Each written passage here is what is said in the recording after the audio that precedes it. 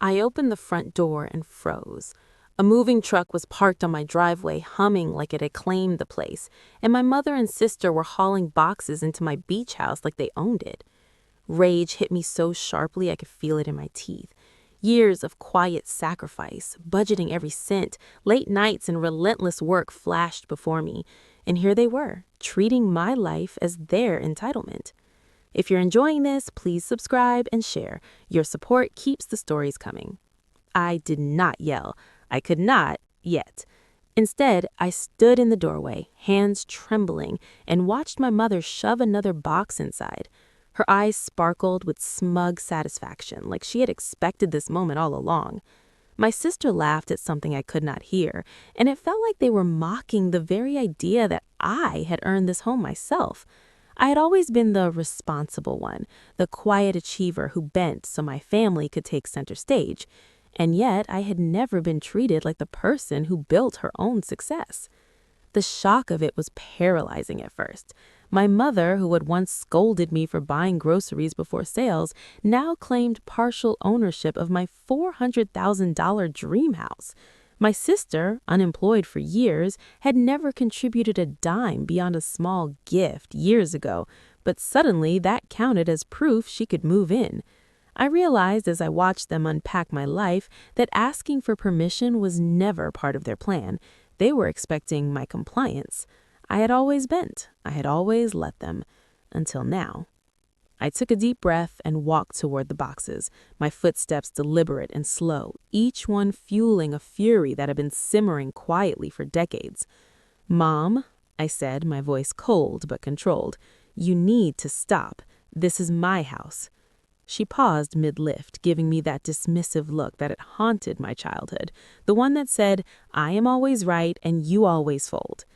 "You don't understand," she said, smirking. "We helped with the down payment. This is family property. You can't just—" "Family does not mean you get to take what is mine without permission," I cut in sharply, my chest tightening. "I earned this, every penny, every late night, every sacrifice." They laughed. They laughed like I was a joke, like my success was a punchline to their story. I had rehearsed this confrontation in my mind hundreds of times, but nothing prepared me for the raw humiliation of seeing it play out live. My hard work, my pride, my dreams being bulldozed in broad daylight by the people I had trusted most. I stepped back, my mind racing. Legal documents, ownership papers, the police. My hand shook as I pulled out the folder from my bag, each paper a silent testament to my independence. I knew this confrontation was only the beginning. My mother's eyes narrowed, sensing my resolve for the first time. My sister froze mid-step, uncertainty flickering across her face. That hesitation, brief as it was, felt like a small victory. And then my mother's smirk returned, sharper this time, like a challenge thrown in my face. "You think this changes anything?" she hissed, voice low and venomous. "You think locking us out will stop your family?" I swallowed hard, staring at the woman who had raised me, the one who had made my life a constant battle for recognition. Something inside me snapped. This was not about locks or lawyers. It was about showing them I would no longer be their doormat. I would no longer let them humiliate me publicly or privately. I was about to cross a line they never imagined I could. I walked to the door, inserted my key, and turned it deliberately. Click. The locks changed. The sound echoed like a gunshot in my chest, final and terrifying. I watched as their faces fell, confusion and anger mingling with disbelief. Before they could react, I pulled out my phone and dialed 911, my voice steady as I explained the situation. The dispatcher's calm voice only fueled my sense of power. I had not begged, I had not cowered, I had acted. And now the weight of what was coming hit me. This was the first battle in a war I had not chosen, but one I was ready to fight. By the time the officers arrived, my mother and sister had barricaded themselves in the living room, throwing every insult and guilt-laden accusation at me. Their voices rose like a storm, accusing, yelling, threatening. The police officers moved calmly, reading documents, confirming ownership, and finally escorting them off the property. I thought it would be over. I thought that setting a boundary would end the chaos. I was wrong. That night, as I sat on the porch staring at the waves and the home I had earned, I felt the first tremors of what was to come. Harassment, lies, attempts to intimidate, and the realization that the people who were supposed to love me unconditionally were now my adversaries. The beach breeze could not wash away the sense of looming war, and I knew, deep down, that my fight for peace had only just begun. And then I saw the first message on my phone, a single line from my sister: "You will regret this." The next morning, my phone was a war zone. Messages, calls, texts, all dripping with venom. My mother had somehow contacted neighbors, friends, even some distant relatives, twisting the story like a knife. "Zayla locked us out. She is cruel. She is ungrateful." Every ping was another wave of panic and disbelief. But this time, I refused to fold. I was no longer the timid, apologetic daughter who bent for family approval. I had built this life, this sanctuary, and I was done letting anyone take it, or me, lightly. I spent the day documenting everything: photos of the boxes they left behind, videos of their threats, the police report, every message, every voicemail. I felt like a soldier preparing for a battle I never asked for, but one that had chosen me. My fingers shook as I created folders, logs, and timestamps, turning chaos into evidence. I realized the more meticulous I was, the more power I reclaimed. They could not erase my hard work, my diligence, or the law on my side. Then came the first public humiliation. My mother showed up at a family brunch, the very brunch I had organized years ago for my birthday, and began loudly recounting the horrors of my selfishness. Everyone listened, jaws slack, as she painted me as cold, ungrateful, and cruel. For a moment, I wanted to disappear.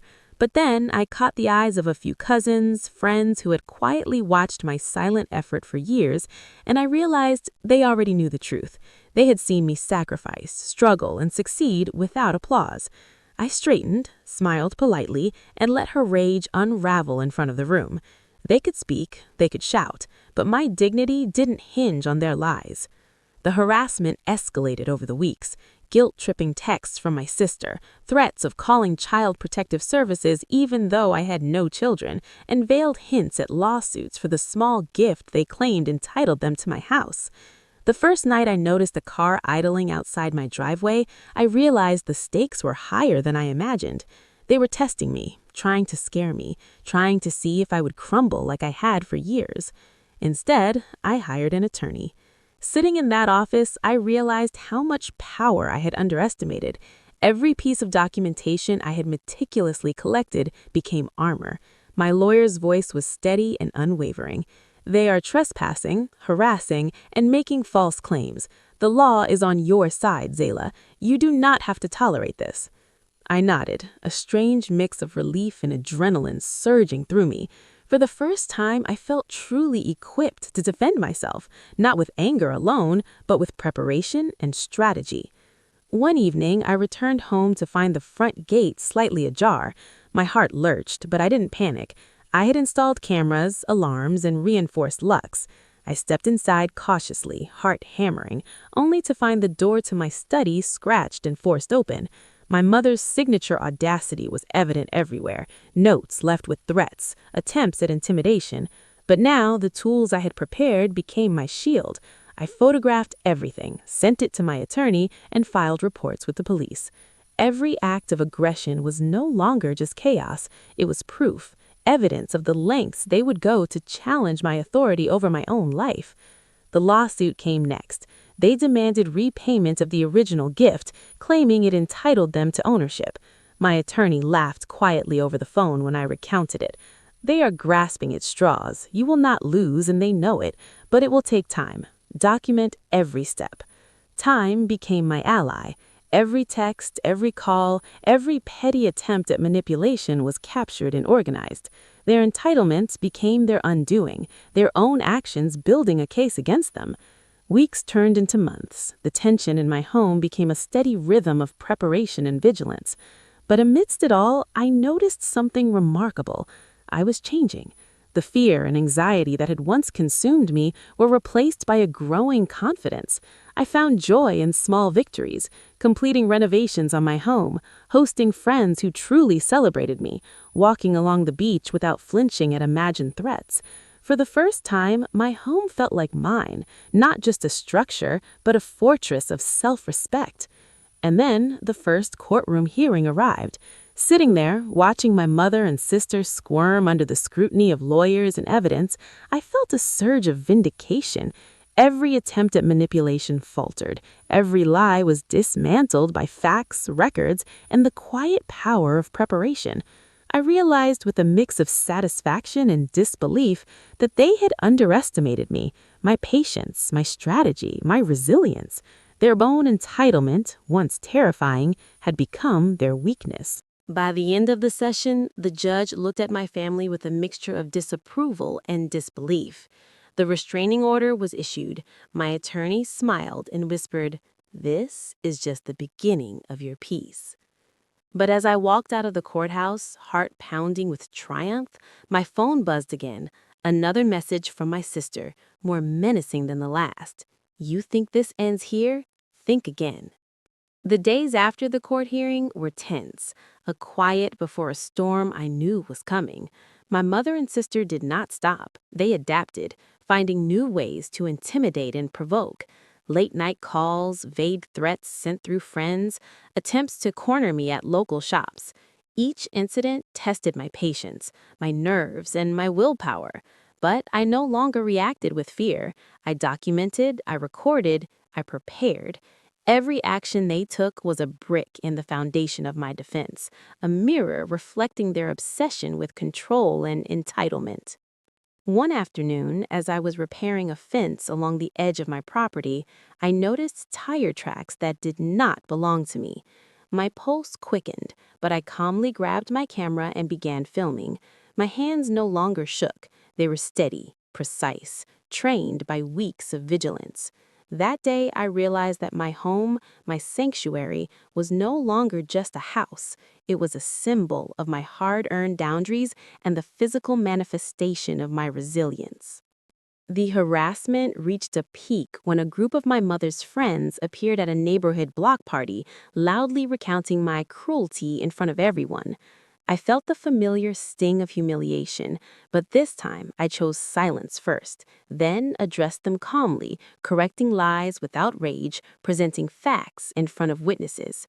Eyes widened, whispers replaced laughter, and for the first time I felt the power of truth, visible and undeniable. I could see my mother's disbelief, her plan to humiliate me backfiring spectacularly. Emails arrived threatening lawsuits, claims of emotional abuse, and even attempts to manipulate my professional life. But with my attorney's guidance, I responded not with anger, but with meticulously documented evidence and legal countermeasures. Every attempt to gaslight me, to bend me to their will, fell flat. Their arsenal of manipulation had met a wall of preparation and resolve. Then came the attempted break-in. That night, I was awoken by the sound of glass cracking. Adrenaline surged through me, but my previous preparation took over. Cameras caught every moment. Lights triggered alarms. By the time the police arrived, my mother and sister were nowhere to be found, but the evidence was irrefutable. I realized something profound. My power did not come from confrontation alone. It came from being unshakable, prepared, and unwilling to let fear dictate my actions. The final courtroom session approached, and I felt a strange mix of exhaustion and anticipation. The air was thick with tension, as my family's lawyers tried every angle, claiming past contributions, emotional manipulation, even false accusations of neglect. But the judge, reviewing the mountain of evidence, was unflinching. One by one, the claims crumbled. The restraining order was strengthened, the lawsuit dismissed, and my mother and sister were forced to acknowledge, officially and legally, that my home and my life were mine to protect. Walking back to my car, I felt the weight of months of stress lift in slow, tangible waves. I could breathe again. My home was finally secure, my boundaries respected, and my family's entitlement had been checked in a way I had never imagined possible. For the first time, I was free from the invisible leash that had bound me to their expectations for decades. And yet, as I reached my driveway, my phone buzzed. A single, curt message from my sister. "This is not over." I stared at the screen, a faint smile playing on my lips. I no longer feared empty threats. I knew my strength, my preparation, and my unwavering resolve would stand against anything they could throw at me. Months passed, and slowly the storm outside my walls began to fade. My mother and sister tried a few last attempts, text messages, vague rumors, neighborhood whispers, but each time I responded with calm, recorded evidence, and legal boundaries. The police no longer needed to intervene. Their fury had lost its power because I had claimed mine. For the first time, I felt the extraordinary weight of freedom, my home, my life, my peace, completely untouchable. I spent mornings on the porch, coffee in hand, watching the waves crash against the sand. I walked through my home, imagining the life I wanted without guilt or fear. Every corner, every room held a story of hard work, silent persistence, and victories that had been invisible to everyone but me.